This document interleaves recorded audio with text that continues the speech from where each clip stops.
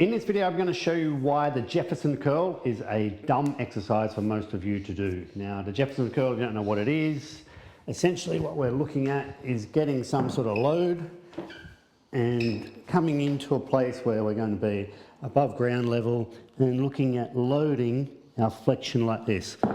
Some of the ideas around it are that we're looking at loading flexion through the spine, loading posterior chain, all these sorts of things. But the reason I'm bringing it up today is I've just finished up with someone who had come through some back issues, and they've looked at doing this in order to try and get past it and not have those things return.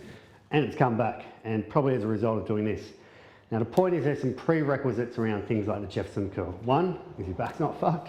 Two is your hamstrings aren't kind of wrecked as well, and that you can move well through all of these things. With most of these sorts of things that we're looking at, there's going to be prerequisites around whether you can really move in all these segments that we're trying to load. It's not that a Jefferson Curl itself is necessarily a bad exercise, it requires that those things are in place. And that's going to be the same for any of these kind of global movements. And the problem is most of us are looking at things like this, fancy exercises, and I guess by no means it's a fancy one, but it's definitely very on trend in terms of Instagrams and things like that. And we're forgetting about the simple things that we should be doing in order to get what we need out of our movements.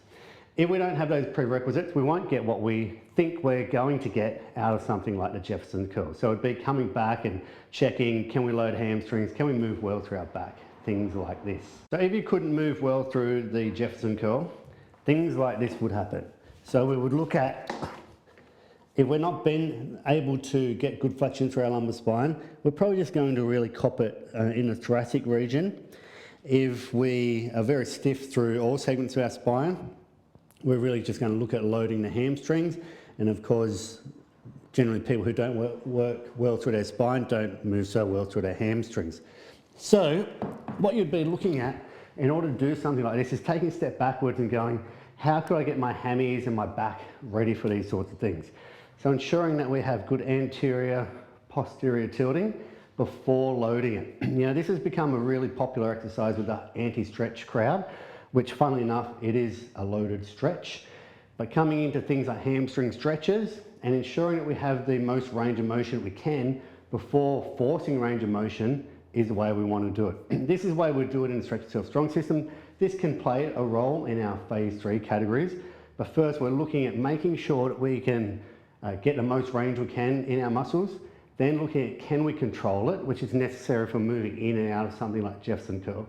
Then we can load it. Essentially, this would be an eccentric load on a lot of those muscles, but we want to be ready first. And that's the same for any eccentric exercise. When we're looking at these large global things, break down those segments, make sure you can move well in all those segments before tackling something like this. If you want to have a roadmap on how to do that, that's what we do in the Stretch Yourself Strong system.